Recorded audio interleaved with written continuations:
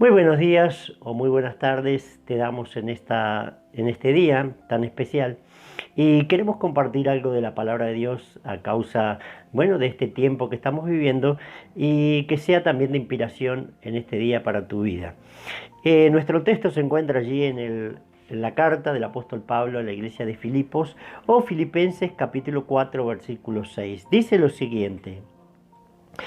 El versículo 6 del capítulo 4 de Filipenses dice: Por nada estéis afanosos, si no sean conocidas vuestras peticiones delante de Dios, en toda oración y ruego con acción de gracias. Y la paz de Dios, que sobrepasa todo entendimiento, guardará vuestros corazones y vuestros pensamientos en Cristo Jesús.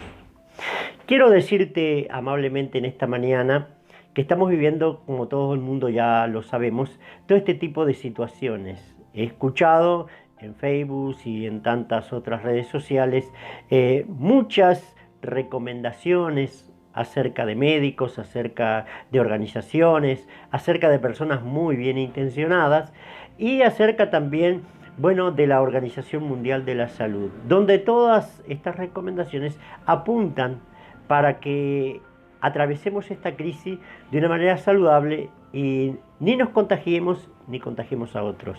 Ahora bien, en esta mañana o en este día yo lo que quiero compartir contigo es 3 recomendaciones de la palabra de Dios que pueden ayudarte también a pasar esta crisis, a superarla, a atravesarla sin ningún tipo de problemas.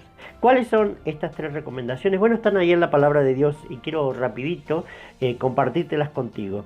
Número 1, la primera recomendación es no entrar en pánico. ¿De dónde saco este título? Bien, dice: por nada estéis afanosos, dice el versículo 6 allí de Filipenses. Afanosos quiere decir cuando una persona ya entra en un estado de afán desmedido, ¿verdad? Y al final termina metiéndose en este asunto del pánico. Cuando uno entra en pánico, esto es un problema muy grave. Dicen los que hacen programas de supervivencia, que una de las reglas fundamentales dentro de la supervivencia es no entrar en pánico. Cuando una persona se pierde en el desierto, en la selva o tal vez hasta dentro de una misma ciudad, lo primero que le agarra a la persona es el pánico. Si el pánico atrapa nuestra vida, vamos mal, vamos rumbo a que nuestra vida termine en un desastre. Entonces, la primera recomendación es no entrar en pánico. Pero, ¿qué más hace el pánico? El pánico, según Nehemías, no voy a buscarte todos los textos porque me va a llevar mucho tiempo, pero dejo este texto. Nehemías capítulo 6, versículo 9. Nehemías está allí construyendo los muros de Jerusalén y todos sabemos esta historia, que Nehemías fue el gran reconstructor de lo que fue o reedificador de los muros de Jerusalén. Y los enemigos de Nehemías, Tobías, Sanbalat y Gesem el árabe, le enviaron cartas a Nehemías mientras él estaba construyendo el muro, solamente con un fin. ¿Cuál era el fin? De que Nehemías pudiera ser amedrentado o entrase en pánico. Nehemías dijo: estoy haciendo una obra muy grande, yo no puedo parar, yo no puedo prestar atención a esto. Así que Nehemías siguió construyendo y no prestó atención a esto, no entró en el juego que querían sus enemigos. Muchas veces el enemigo quiere que entres en el juego de él, que entres en pánico. Cuidado, atención, hermano, hermana, amigo, amiga que me estás escuchando, por favor, no des lugar al pánico en tu vida. También en Mateo capítulo 14, te dejo los textos, no te los estoy leyendo, simplemente te los dejo. Mateo capítulo 14, versículo 26. Jesús envía a sus discípulos al mar de Galilea. Ellos van en el mar en medio de la noche, están remando. De repente las olas comienzan a ser levantadas por una tormenta y un gran viento, y los discípulos entran en pánico, y dice la Biblia que se turbaron.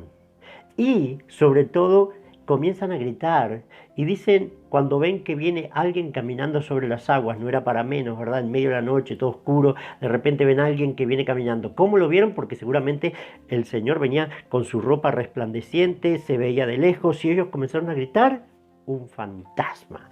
Y entraron en pánico, todos empezaron a enloquecerse. Bueno, cuidado.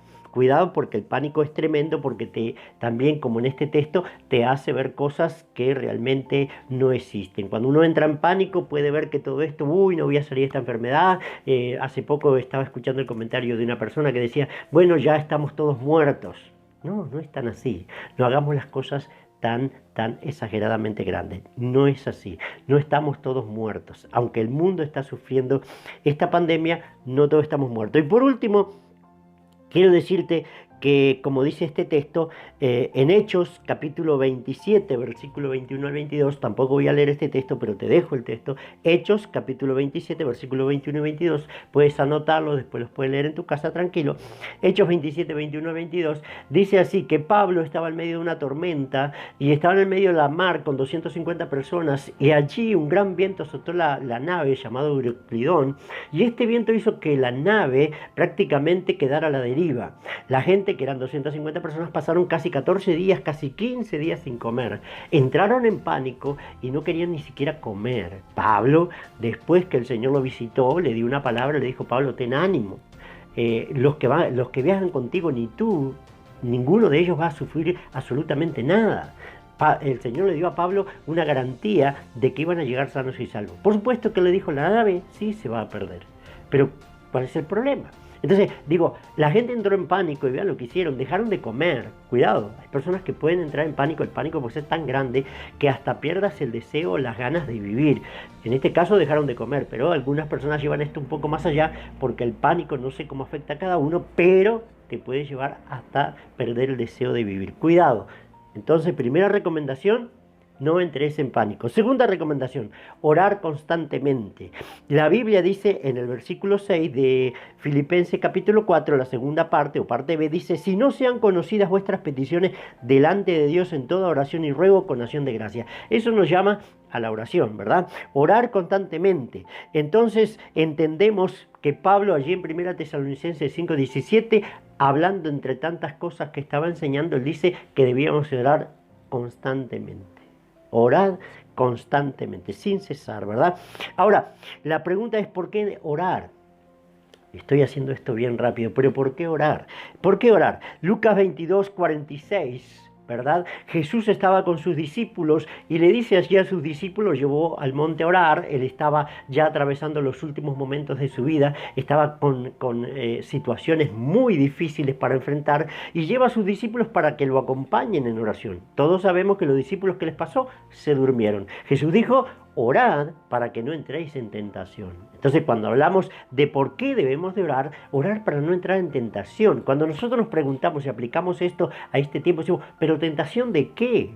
La tentación es de que no caer, como dijimos en el primer punto, no caer en pánico. No te dejes arrastrar por esto, pero no te creas que es tan fácil. Si no oras tarde que temprano, el diablo te va a arrastrar hacia el pánico. Entonces, ora para no caer en esto, para no caer en esta tentación. Segundo, para que, como dice Segunda de Crónicas capítulo 7, versículo 14, Segunda de Crónicas capítulo 7, versículo 14, Salomón está orando allí por el templo y Dios le responde así: si se humillare mi pueblo sobre el cual mi nombre es invocado, yo, dice, oiré desde los cielos y sanaré su tierra.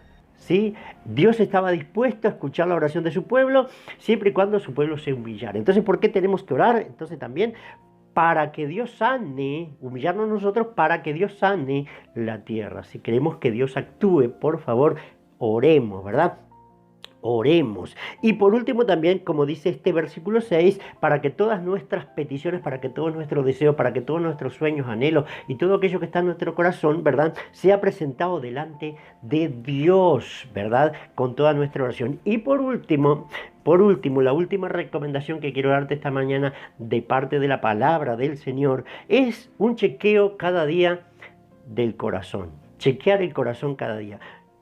Tal vez te pregunte: bueno, pero ¿y para qué chequear el corazón si parece que no tiene relación con este texto? Bueno, dice allí el versículo 7, y la paz de Dios, que sobrepasa todo entendimiento, guardará vuestros corazones y vuestros pensamientos en Cristo Jesús. Cuando tú chequeas, o cuando yo chequeo mi corazón cada día, ¿para qué lo hacemos? Para saber si la paz de Dios está en nuestro corazón. ¿Sí? Porque a veces la influencia, el escuchar tanta noticia, el escuchar tanta cosa acerca de esto, algunos dicen que, bueno, ya no hay salida, otros que esto ya es el fin del mundo, etcétera, etcétera, y uno comienza a escuchar todas estas cosas y el corazón de uno se va llenando de tanta incertidumbre, de tanta inseguridad, de tanto nerviosismo, tanta preocupación y tanta aflicción, que al final la paz de Dios se nos va del corazón. Entonces cada día, antes de encender tal vez la radio, bueno, la radio ya nadie la enciende, pero encender la televisión o chequear los mensajes de texto de Facebook, etcétera, etcétera, las redes sociales, primero chequea tu corazón. ¿Cómo estoy hoy con Dios? ¿Cómo estoy hoy con Dios?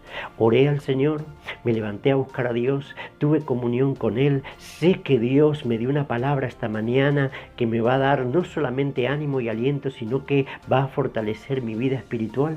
¿Estoy bien con Dios o no estoy bien con Dios? Porque si no estás chequeando tu corazón, es muy probable que tú caigas en todo este desorden mental de pensamientos, de sugerencias y bueno, de tantas recomendaciones que la gente da y no vas a saber hacia dónde ir. Pero quiero terminar diciendo, como dijo el salmista en el Salmo 4, versículo 8, él decía, en paz me acostaré y asimismo dormiré, porque solo tú, Jehová, me haces vivir confiado. El salmista decía, yo sé, no ignoro nada de lo que está sucediendo alrededor de mi vida, pero, he chequeado mi corazón, he visto que mi comunión con Dios es buena, puedo acostarme y dormir tranquilo, puedo estar en paz. No tengo sobresaltos en la noche, no tengo ningún sobresaltos ni pesadillas, puedo dormir en paz. Y en el Salmo 91, el salmista expresa, versículos 7 y 9, dice, caerán 1000 a tu siniestra y 10.000 a tu diestra, mas a ti no te tocará. Quiero decirte que cuando estamos en paz con Dios, Dios se encarga de guardar nuestras vidas, nuestras familias y toda nuestra nación. Que Dios te bendiga muy ricamente en esta mañana y ojalá que estas recomendaciones las podamos poner en práctica y nos sirvan a cada uno de nosotros para enfrentar todas estas situaciones que día a día nos tocan vivir. Que Dios te bendiga mucho, un abrazo desde aquí de Macas, Ecuador, y estaremos orando y seguimos orando por cada uno de ustedes. Bendiciones.